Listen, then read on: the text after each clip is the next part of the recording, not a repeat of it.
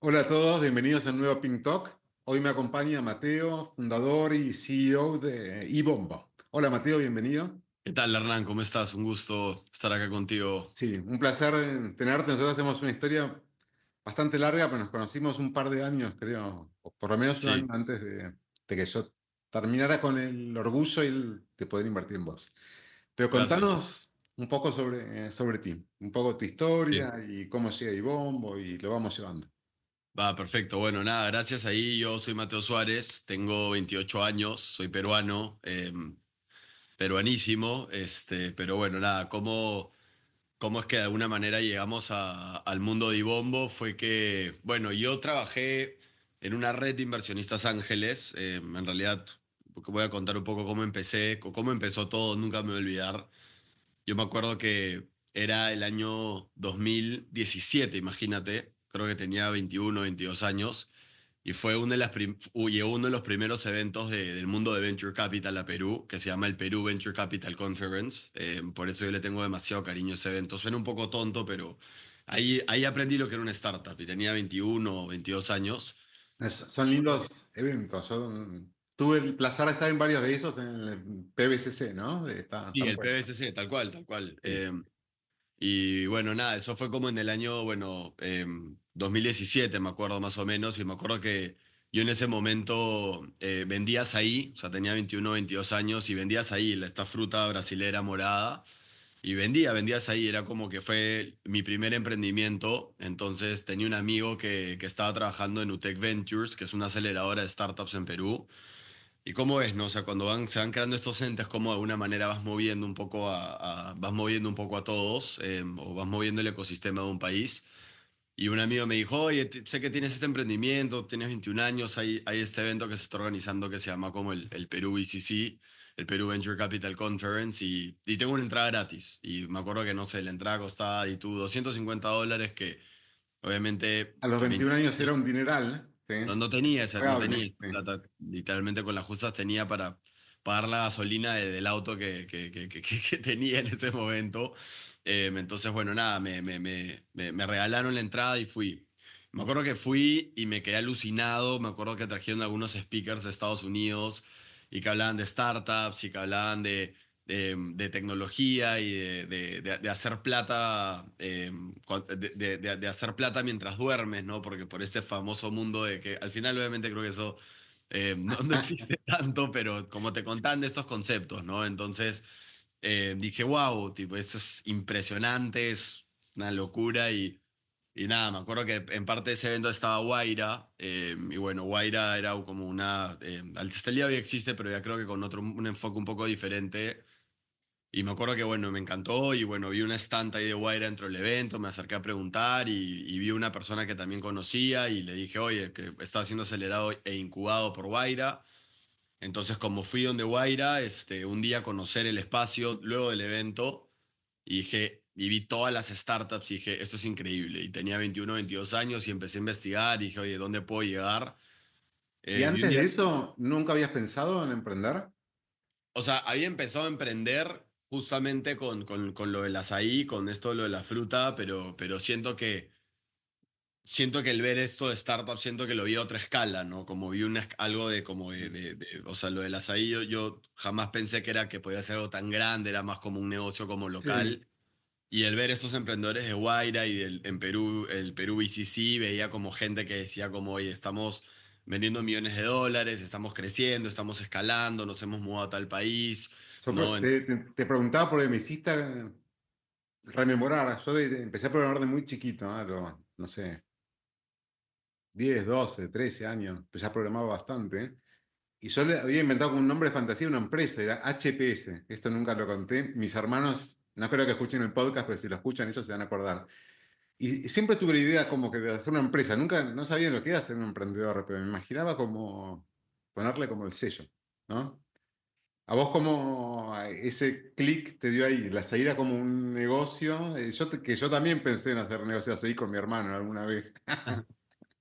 Hay problemas logísticos, porque tiene que llegar muy fresco desde origen, Sí, ¿no? Vos ahí en Perú sí. estás más No, fácil. no, también, o sea, de hecho el azaí que vendíamos era brasilero. Sí. pero era traído de Brasil. Pero el click en realidad fue porque siempre quise emprender, o sea, siempre como quise como hacer algo yo, quise tener algo propio. Eh, Mis dos abuelos son emprendedores, entonces, bueno, uno ya no está con nosotros, el otro hasta el día de hoy está, pero los dos o sea, han sido como empresarios a diferentes escalas, Ah, pero siempre como tuve ese gen y esas ganas de emprender. Mi padre estuvo un poco más en el mundo corporativo, él hizo banca como 25 años. Y mi madre también hizo su emprendimiento, pero un poco a escala menor. Entonces creo que de alguna manera siempre como lo llevé un poco en la sangre, pero siempre los emprendedores emprenden porque no les queda otra, de alguna manera, ¿no? Como tú sabías que ibas a emprender, fuera de toda lógica.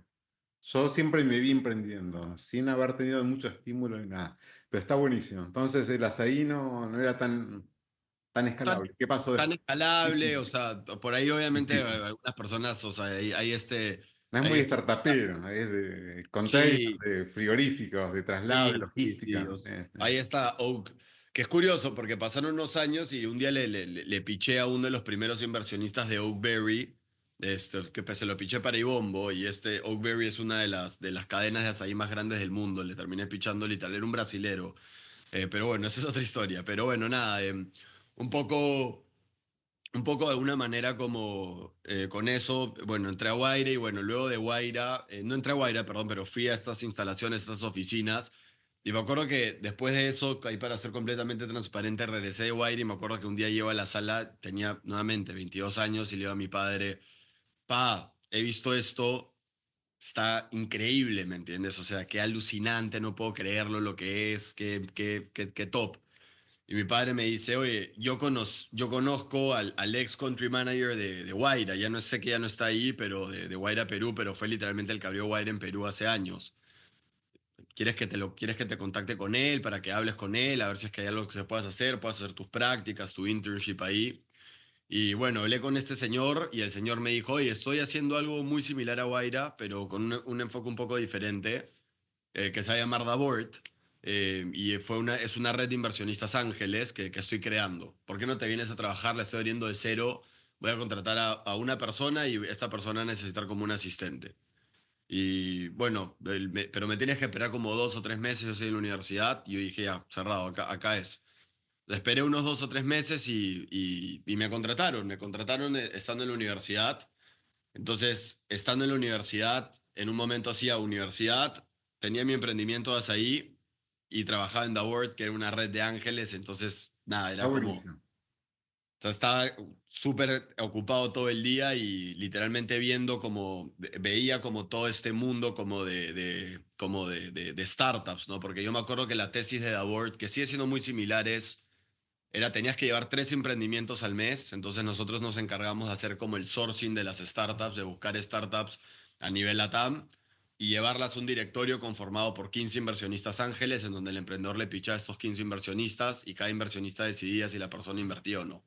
Sí, Ha tener un cambiado un poco poco de el modelo. experiencia del lado del inversor creo que te hace mejor emprendedor. Estaba pensando, sería bueno, no todos pueden, pero aunque sean, sí, $2.000, el que puede invertir $2.000 y tomarse el trabajo, invertirlos en una startup de etapa súper temprana y mirar las cosas desde el otro lado y sentir ese dolor, ¿no? Son mis $2.000, se los voy a dar a este señor que dice que va a hacer no sé qué con esto nivel de escalabilidad, con esta estrategia y mirarlo de verdad desde otro lado. Creo que te debe haber ayudado un montón a la hora de armar tus decks de fundraising, son buenos. Yo diría mejores que la media, yo que veo mucho volumen. Y probablemente tenga que ver con eso, con saber ponerte un poco más del lado del otro tipo y entender qué es lo que quieren ver, ¿no? Sí, o sea, en realidad eso a mí me ayudó muchísimo porque yo me acuerdo que, claro, o sea, siempre de alguna manera cuando nosotros como teníamos como, o sea, estábamos en The Board, un poco lo que siempre veíamos era como le pedíamos 3 cosas al emprendedor, como un one pager, que es algo que creo que se ha dejado de pedir, pero cuando yo trabajaba en The Word lo pedíamos mucho, como tu deck y obviamente como un data room, ¿no? Entonces, claro, yo veía, o sea, veía, no sé, pues 10 o 15 startups al mes y veía los pitch decks, ¿no? Entonces yo me acuerdo que veía mucho el cuál era la diferencia entre un buen pitch deck y uno malo, ¿no? El nivel de diseño, el nivel de detalle, el típico problema, solución, descripción del negocio, tracción, tamaño de mercado, equipo. Entonces todas esas cosas las aprendí netamente en Davort, en esta red de ángeles. Entonces me ayudó mucho. Y bueno, estando ahí, con una de las personas con las que hice lo del azaí, me dijo como que, oye, tengo esta idea de negocio, hagamos como un daily fantasy de fútbol, ¿no? Y ahí empieza ya mi camino de emprendedor en el mundo startup, ¿no? Entonces, bueno, hagamos un daily fantasy de fútbol y, y empezamos con eso. Entonces, en un momento, claro, ya tenía universidad, lo del azaí, trabajaba en Davort y mi emprendimiento era un Sí. loco, era un No, tipo no de habías 22. leído mi artículo sobre foco intenso. Nada, no lo había leído. Estaba Ah, all over the place, como diría un sí. gringo, 22 años, o sea, pero bueno, nada, Ah, pero ya. la energía de los 22 está bien, a veces, ¿no? La Sí, diversidad, hay momentos donde hace sentido, pero claramente no podía llevar allá no, no, demasiado para nada, bien con ese. para nada, para nada. Entonces, bueno, dejé lo de las ahí, que bueno, tampoco es que estaba caminando tan bien, o sea, hacía mis ventas, pero nada, o sea, me iba literalmente como a vender a ferias orgánicas los domingos, porque habían ferias orgánicas en Barranco, en Lima, en Miraflores, y me paraba ahí con mi estante a los 22 años sábados y domingos a vender y vendía por ahí, pero dije, esto no escala tanto y dije, lo voy a cerrar. Creo que si lo hubiera seguido, Dios sabe a dónde me hubiera llevado, pero bueno, las cosas pasan por algo, entonces bueno, cerré esto y me quedé con Davort, con este como emprendimiento de fantasy de fútbol y con la universidad. Entonces bueno, como para hacer el cuento corto, el fantasy de fútbol empecé a pichar mientras trabajaba en Davort algunos ángeles.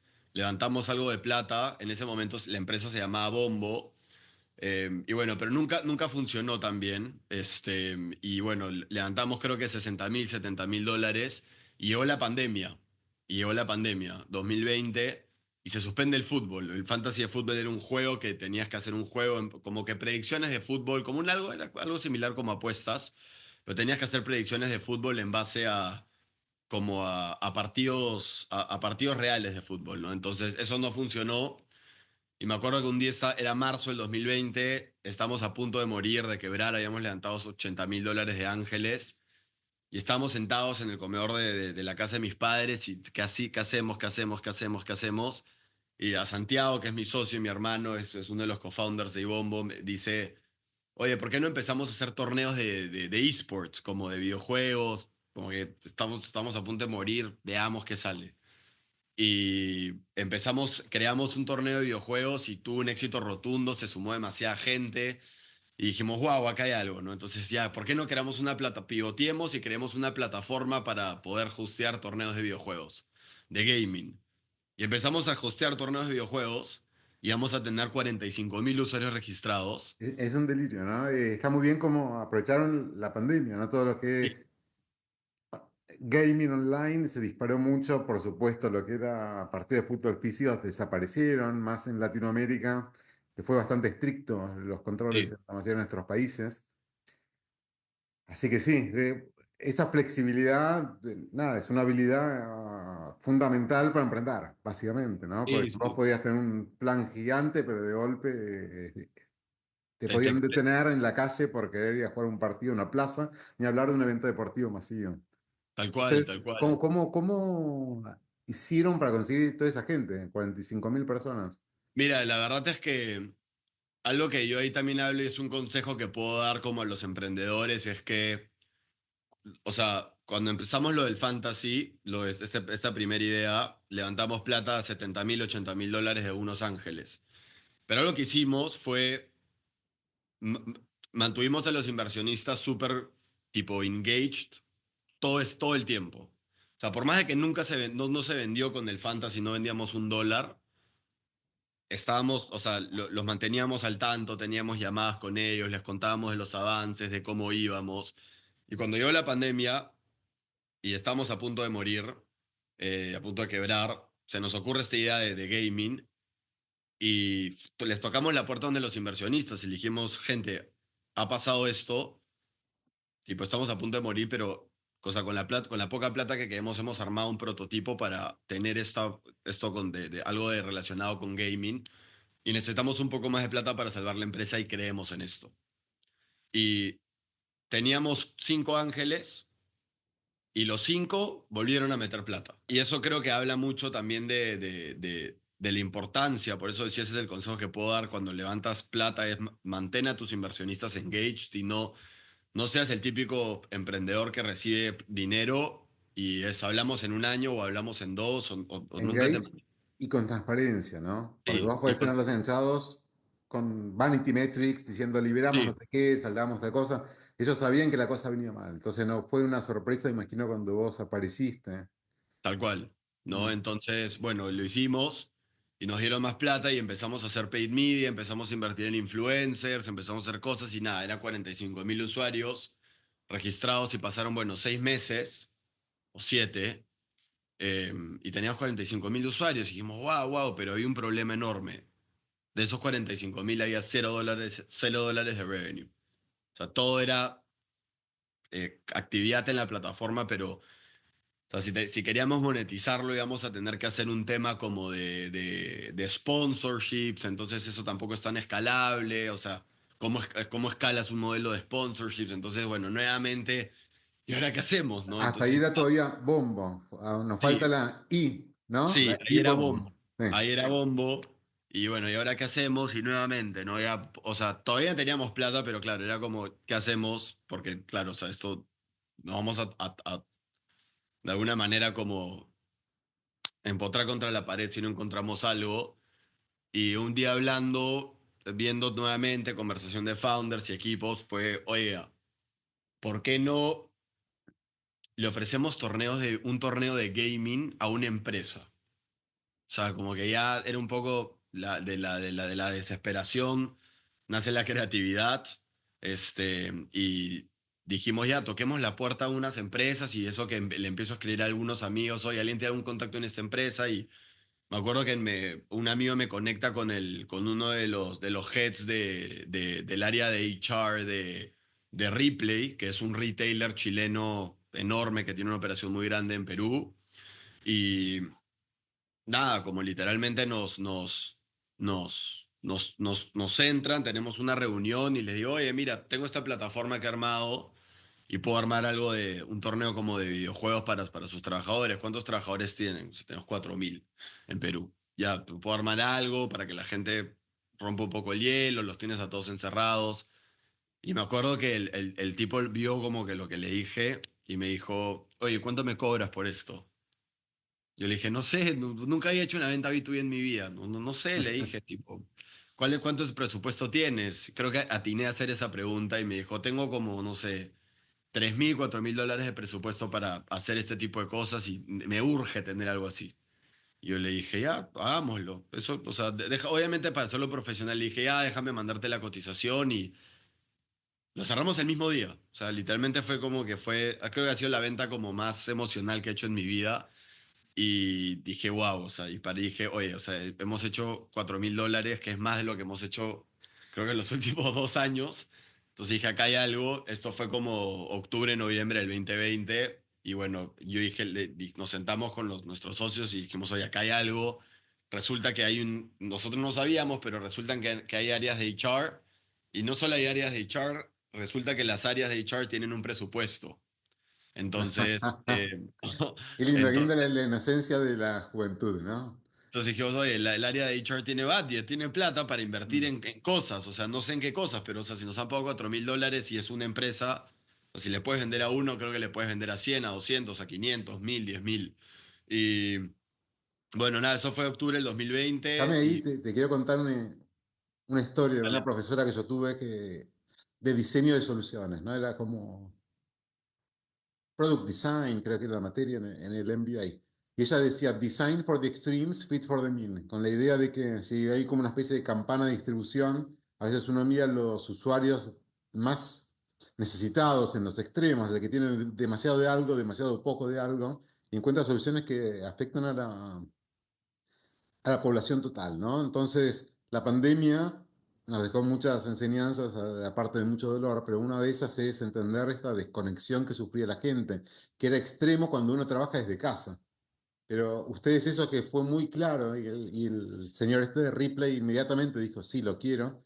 Lo están haciendo hoy, que no hay más pandemia, que el remote work, de hecho, está retrocediendo en muchos lados del mundo, pero sigue funcionando. Perdón que me adelanto un poquito, pero Ah, está bueno cómo en ese segundo pivot de vuelta están escuchando lo que pasa en la calle, en el mercado, ¿no? No es algo de laboratorio, sino que es algo que están testeando con clientes de verdad, incluso sin producto, ¿no? Porque ¿qué había de producto? no, vendimos casi que un PowerPoint, o sea, Sí, literalmente fue un PowerPoint, teníamos una interfaz que la teníamos que un poco moldear, pero justo que era esta y plataforma en los así es, y 40. es correcto. Vendieron la propuesta de valor. El producto no Sí, tiene que estar, el cliente compra la propuesta de valor. sí, Bien. ¿no? Tal cual, y bueno, un poco fue eso, entonces eso fue, no sé, finales de octubre, inicio de noviembre, y le dije a Santiago como, ya, Santi, pisemos el acelerador. eh, También, bueno, en ese momento también con otro co-founder que también estaba, que era Gonzalo, pisemos el acelerador con esto. Y bueno, yo siempre, o sea, yo dije, ¿quién ve ventas? Y dije, yo soy el hombre, por más de que yo no sabía hacer ninguna venta B2B, creo que era algo que de alguna manera lo llevaba en la sangre y era un poco mi fortaleza. Y le dije a Santiago y a Gonzalo como, ya, escúchenme, yo los próximos 2 o 3 meses, sin saber cómo prospectar, cómo vender, voy a literalmente armar como una especie como de flujo o de proceso en el cual poder hablar con 20 compañías en lo que queda, en lo que queda del año, apuntemos a cerrar 5. Y creo que no terminamos cerrando 5, creo que terminamos cerrando 10 en 3 meses, o sea, como que 5 en noviembre, 5 en diciembre y el plan para el 2022, o sea, esto fue, perdón, el plan para el 2021 fue, ya, o sea, 2021, all in a esto, vamos, ¿no? Sí, Entonces, déjame que te traiga un poco más a hoy, ¿no? ¿Qué ofrece Ibombo hoy? ¿En qué mercados están? Ya hay sí, más gente, no sos solo vos vendiendo, por supuesto. y CEO Bombo, debe vender, siempre debe vender, sí. pero hasta etapas muy tardías tiene que estar metido ahí. Y Bombo hoy en día lo que hace es, hace eventos para empresas, un poco con el objetivo de poder generar engagement entre las personas del evento, entre el público del evento. Se podría decir que, bueno, somos un one-stop shop como para eventos corporativos, para eventos de empresas. Empezamos, o sea, hay mucho foco también en la parte como de HR porque hacemos muchos eventos. Te diría que es el 80-90% generar engagement para este tipo de eventos de empresas que son como eh, actividades o días que las empresas quieren celebrar, como Día del Padre, Día de la Madre, Día del Niño, Día del Trabajador, tu evento de fin de año, algún aniversario, ¿no? Día de la Independencia, todas las actividades que te puedas imaginar que una empresa como quiera de alguna manera como celebrar, lo hacemos. Entonces, hoy en día, bueno, como para hacer como como el long story short, esto fue 2000, bueno, 2021 empezamos a full, ese año nos fuimos a México, ese primer año como oficial haciendo eventos, hicimos $450.000 en facturación, 2022 hicimos $930.000, 2023 1.7 millones de dólares y 2024 2.3 millones de dólares. Entonces esa es un poco como la línea que hemos tenido y nada, tenemos también ya hoy en día estamos haciendo eventos en 3 países que son Perú, México y España. Entonces eso es un poco como los mercados en los que estamos, ¿no? Entonces, ¿cómo llegamos a México? Yo soy peruano, como lo dije al inicio del podcast, pero la verdad que nos fuimos a México porque en el 2021, no quiero entrar en temas políticos, pero entró un presidente que la verdad que tuve un montón de miedo cuando el señor salió por un poco todas las cosas que se vienen en Latinoamérica y dije, oye, o sea, el tipo como que en campaña había dicho muchas cosas como antiempresa, anti todo, y dije, oye, no, no puede ser, yo apenas inicio mi carrera como emprendedor, no me voy a quedar de brazos cruzados, voy a ir a probar México. Me Sí. fui, me fui, literalmente me tomé un vuelo a México con un carry-on, supuestamente un vuelo de un pasaje de 15 días, y me fui para 15 días para ver el mercado y nunca regresé. Entonces, bueno, siempre mantuve la operación en Perú. Pero nada, o sea, México en realidad fue un país que nos dio mucho a nosotros, un mercado enorme, gigantesco, pero nada, o sea, agradecido con Perú porque obviamente acá validé todo, acá empecé todo y agradecido con México porque nos permitió escalar, nos permitió levantar capital y demás. Vos levantaste capital distintos VCs de distintos países, incluso de Estados Unidos y Latinoamérica y de Ángeles.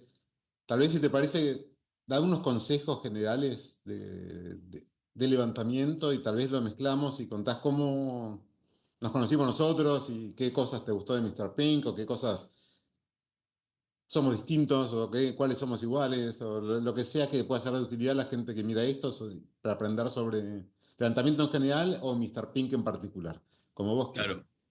Mira, empiezo con cómo levanté capital, porque creo que de esa manera puedo llegar a Mr. Pink. Dale. Creo que es una buena manera de contar la historia. Yo me acuerdo que cuando me mudé, o sea, claro, yo ya había levantado un poco de capital de Ángeles en Perú, pero cuando me voy a México, me acuerdo que estaba en México y estaba como en México y viendo como para levantar capital, y me acuerdo que en ese momento, claro, todavía estamos un poco pandemias, como que no había tanto como tema de presencialidad, y me acuerdo que estaba pichando full por Zoom, o sea, venía pichando por Zoom, y me acuerdo que literalmente en mi fin de semana, creo que por 6 meses, era poner en Google, en ese momento no había ChatGPT, ponía en Google inversionistas que invierten en empresas B2B en LATAM, inversionistas que invierten en empresas B2B de HR Tech. Entonces buscaba listas, entraba a Polo, sacaba el correo de VC, del VC, y mandaba mensajes personalizados en frío, y me acuerdo que mandaba, no sé, 200 correos a la semana, no estoy exagerando, creo que lo hice así, creo que por 3 meses, 4 meses, y generé leads increíbles. Me acuerdo que generé leads, o sea, había gente que me decía como que no, gracias, pero había gente que me decía, o sea, le llegaba el correo en frío al inversionista y me decía, hablemos, ¿me entiendes? O sea, y creo que así han llegado mis mejores inversionistas, tipo, de un correo en frío como, soy Mateo, estos son nuestros números, me gustaría hablar contigo, tengamos un Zoom call o un Meet o lo que fuese. Pero un poco creo que lo que me empezó a mover la aguja, y creo que todo empalmó bien, fue que me acuerdo que había un momento que estábamos muy cortos de caja, estamos acá con la caja, estábamos vendiendo, sí, pero con la caja acá. Y un amigo Harry me escribe y me pone, Esa es la Mateo, contra del B2B, ¿no? El B2C suele pagar a contado, con tarjeta de crédito a 30 días, el B2B paga cuando quiere, ¿no? tal cual, literal, 20 días, 30 días, 60 días, estamos Sí, con la caja acá. Y un amigo Harry me pone, oye, Mateo, ¿por qué no, estamos y ya está en México, y me dice, oye, ¿por qué no?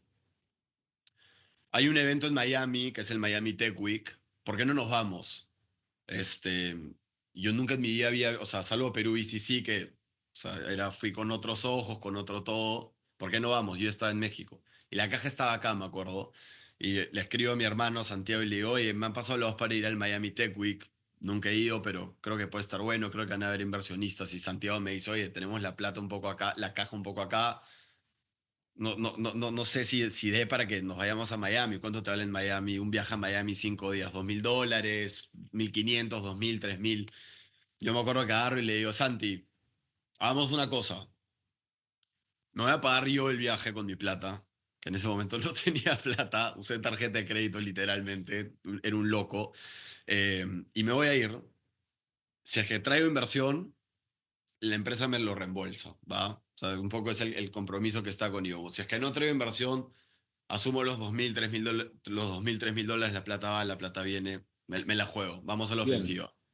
Eh, ¿Te parece justo? Y me dijo, por supuesto, claro, dale. Entonces, bueno, me fui a Miami, día uno, increíble, full eventos, día 2, full eventos, día 3, full eventos, día 4, full eventos, y día 5, lo que es, no estaba así, de la nada, rascando, viendo qué reuniones más podía sacar, y me dicen, me consigo un contacto de alguien que, lo que es, le había mandado un correo en frío a un inversionista, un VC, una semana antes de ir a Miami, hablo con este inversionista y le digo, oye, voy a estar en Miami, ahí está si nos vemos, y me dice, yo no voy a estar, pero creo que te puedo presentar con alguien.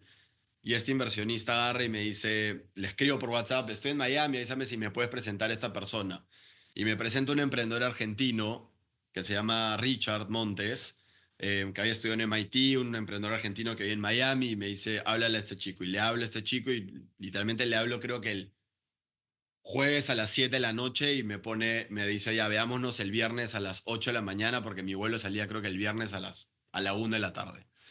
Y me voy y hablo con Richard ese día, y literalmente como que creo que hablo con él, y me dice casi que, o sea, fui a tomar un café, no le hice un pitch, no le hice nada, me siento a tomar un café y le cuento el negocio, hablamos como una hora y me dice, yo estoy dentro. Ah, no me mandes nada, me encanta tu energía, me encanta cómo hablas, me encanta Es tu que cuando uno empresa. invierte así temprano, invierte en los fundadores, no hay muchas vueltas. Creo que el concepto este de founder market fit, de una manera que el fundador sea el adecuado para atacar cierto mercado y que tenga las ideas, ¿no? Hasta la cultura, la energía necesaria. Sí, Esto es todo, ¿no? Después yo cuando invierto, tengo un proceso, tengo una primera reunión corta, después hay una serie de reuniones, pero en general la decisión más de gut feeling, de panza, la tomo en los primeros 5 minutos, 10 minutos. Como que te quedas con eso y después revalidás o rechazás, ¿no? claro. Sí. Bueno, y hablé con Ricky. Mm. Me acuerdo en este café en Miami, literalmente sin laptop, solamente fue una conversación, porque yo fui a Sí, la reunión sin saber qué esperar, porque claro, venía de una intro de una persona que era había como de conocido, tercera mano, era muy era poco muy probable. lejano y bueno, o sea, me dijo ya, tipo, me acuerdo que bueno, tuve esta reunión y lo loco, mira, o sea, la energía de la vida que me acuerdo que como la reunión se hiper mega alargó, y yo le dije como, oye, me tengo que ir porque tengo una reunión con un VC. Sí. Y tengo que ver dónde tomarla. Estoy en Miami, ya he hecho checkout del hotel, tengo que ir a ver a dónde me voy. Y el tipo me miró y me dijo, hermano, tómala en mi casa. Y lo miré y le dije, ¿seguro? Y me dijo, por supuesto, vamos. Y fui. Y me acuerdo que tomé la reunión, no tenía headphones, nada. Entonces llegué, prendo la laptop y tengo la call. Y hablo con este VC. Y Richard escuchó toda la conversación. Pues claro, me dio el comedor y hablé y él me escuchó. Y lo curioso es que el VC que me pichó en ese departamento terminó invirtiendo en Ibombo Ah, y Richard espectacular. también terminó invirtiendo en Ibombo. Entonces como que todo de alguna manera como conectó y me acuerdo que fue una locura. O sea, fueron de esos días que dices como que el universo como se alinea al 100%. Y bueno, también, entonces yo dije, claro, me meten cierro estos primeros 50K y yo, claro, llego a México y digo, a ver, estoy tratando de levantar capital hace mucho tiempo por Zoom, no he tenido mucho éxito y voy de manera presencial lo cierro. Entonces ahí como se me prende un poco el foco de decir como, oye, creo que tu estrategia de fundraising creo que tiene que ser híbrida.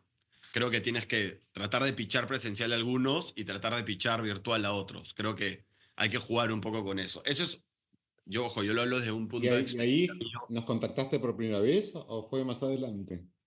¿A ustedes? Sí. No, a ustedes yo ya los había contactado antes. Yo me acuerdo que a Mr. Pink yo los contacto cuando llego a México en el 2021, pero en ese momento creo que un poco la visión no estaba tan clara. Me acuerdo que nos hace la intro una chica que se llama, gran amiga mía, le tengo mucho cariño, que se llama Larisa Arias, de, Ah, sí, no me de acordaba de eso. Sí. de Manzana Verde. Ella nos hace Fundadora la aquí de Manzana Verde, sí. Sí, que es parte del portafolio de Mr. Pink. Larry nos hace la intro. Y yo me acuerdo que hablo contigo como en noviembre, diciembre, pero como que queda un poco en nada, como que, pero eso también es otro consejo que te dicen como que, o sea, yo me acuerdo que creo que el segundo pitch que hice para esta ronda creo que se lo hice a Mr. Pink. Entonces también ahí es otro consejo que es, trata de los primeros como pitches, tratar de hacérselos a gente como no tan pro y gente que no es como tantas startups todos los días, me explico. O sea, en este caso, eso lo leí de uno de los fundadores, ese consejo lo leí de uno de los fundadores de Rappi, de este chico Bilbao, que es, o sea, estás levantando tu ronda y tu primer Y es pitch se como lo... calentar un poco, Sí, practicar, tener un sí, poquito de, sí.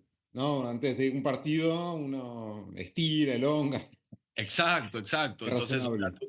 tal cual. Contame Entonces, en los últimos minutillos, ¿sí? A ver un poco, es rara la pregunta, pero consejos para venderme a mí.